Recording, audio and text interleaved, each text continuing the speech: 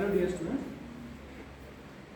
In last lecture we have discussed about the different indicator organisms which are used for the determining the sanitary quality of drinking water, whether that water is contaminated with the human origin excreta or animal origin excreta. So on the basis of that, organisms are classified into fecal coliforms and non-fecal coliform, and how they are classified into fecal and non-fecal coliform on the basis of unique classification we have discussed. Later on we have discussed different bacteriological techniques.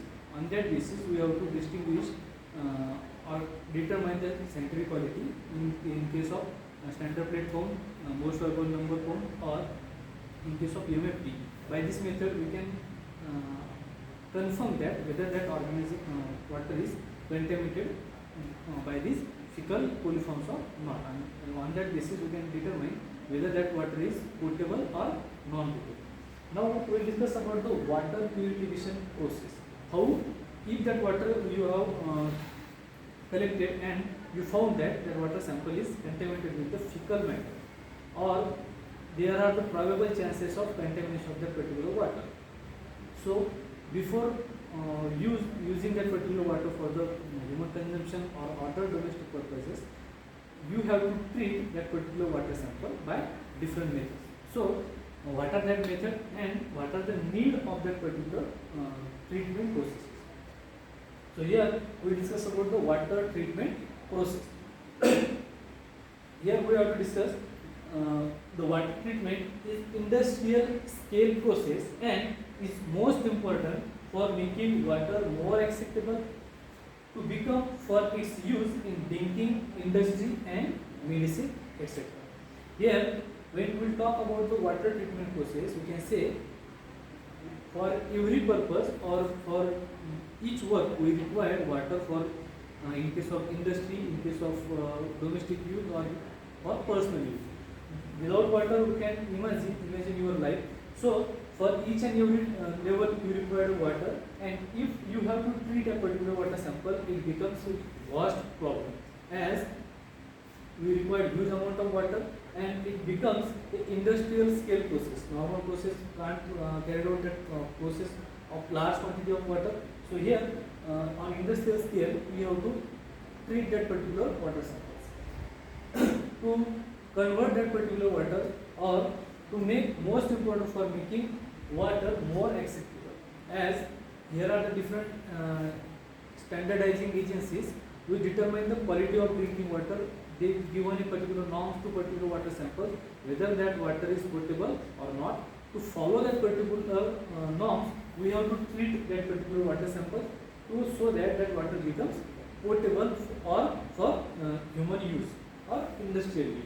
So to become for that water in drinking purpose, for industrial purpose, or in medicine or pharma industries. So by this way we have to discuss how that water treatment process are carried out. By the water treatment process we can able to remove the existing water contaminant or to reduce their concentration up to safe level. As we have know, water contamination can be carried out by different ways, as we have discussed earlier, and that incidences of water contamination normally occur during the time of rainy season.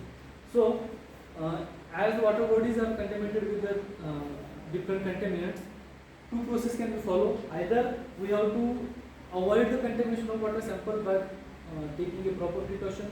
Apart from that, if water samples is contaminated, so that we can reduce that particular water sample up to a safe level, so that particular water can be reused for domestic purpose, industrial process, or in case of human consumption. Using physical process we can follow to treat that particular water sample. In physical process we have to discuss about the settling process. Here a large number of water samples have to store in a particular storage tank, so that all the suspended particles can be settled down at the bottom of the water sample, and water becomes we can reduce by this physical process the contaminant which are present in the water sample up to a minimum level. Filtration we have to carry out, or we can carry out the filtration of the particular water samples, but here are some problem can occur as your filtration process requires some type of filter, and it becomes a mechanical process. As your filtration or filter can block, so that your filtration can be affected, and it also affects the all process of filtration. And chemical process, here sometimes some chemicals are added to a particular water sample, so that the pathogenic organisms which are present in that water sample can be either removed from the water samples, or you can minimize that number of microbial load into a up to a safe level. By chemical process, you can also avoid the different odors of the water sample, so that the water becomes potable. Like disinfection and coagulation. In this case, we have to discuss chemical process by disinfection. That means we have to disinfect that water samples by chemical process or by means of coagulation, so that floccles can be formed and suspended materials can be settled down at the bottom of water sample. So in this, by different way, either settling process, filtration process, or by the chemical treatment process, we have to minimize the microbial load which are present in the water sample, so that water becomes usable for the human consumption or human domestic purpose. The term water treatment refers to potable water production from raw water. Here we are talking about the water treatment process. In that case, water treatment, that term is used in case of treatment of potable water, that is that water which we have to use for the human consumption, and that treatment is called as water treatment process. That means in this we have to discuss only the treatment of potable water, how we can treat that potable water, or we can use that water sample by using this treatment process. While wastewater treatment, it is again another term or another form of water, that is wastewater, which is released from the industry or domestic use. In that case, we have to use wastewater treatment processes, and it refers to the treatment of polluted water. That means that water is released from the different industry, and it contains a significant amount of pollutant from that particular industry, and before releasing that particular water sample into the environment, we have to treat that particular water sample, so that the pollutant which are present in the water sample are minimized or removed, so that it becomes safe to release into the environment, or that water can be reused in different aspects, like in the agricultural aspect or in other use also. So in this way, we have to discuss about the water treatment process in potable water and wastewater treatment in case of wastewater treatment plants. Since long years, river, streams, lake have been used as a principal source of water for domestic, industrial and agricultural purpose. As we can say, your reservoir like rivers, streams, lake, these are nothing but sources of fresh water, and they are normally used from long year ago as a reservoir for human consumption, for industrial scale, domestic purpose, or in agricultural purpose. But nowadays what happened, due to the industrialization, the contaminant or wastewater from the different industry directly released into the wastewater, or due to excess flood, water contamination can be occurred, and that water cannot be used for human consumption or domestic purpose, as it contains large number of pollutants present in that water samples, or the water quality is not significant for the human health. Due to rapid industrialization and population growth, some rivers and streams get polluted with domestic waste and industrial waste. As we have discussed earlier in the importance of water quality, why we have to check that particular water sample. So due to vast industrialization and increased population growth, due to that either human activity or due to industrialization, the waste from the domestic wastewater from the domestic waste or from the industry are now released into the environment. It contains a significant number of pollutants which are released from that industry, depending upon the industry, whether it is a dairy industry, leather industry, dye industry, canning industry. So that water sample contains different types of pollutants which are present in their water samples. And due to that, due to excess population growth,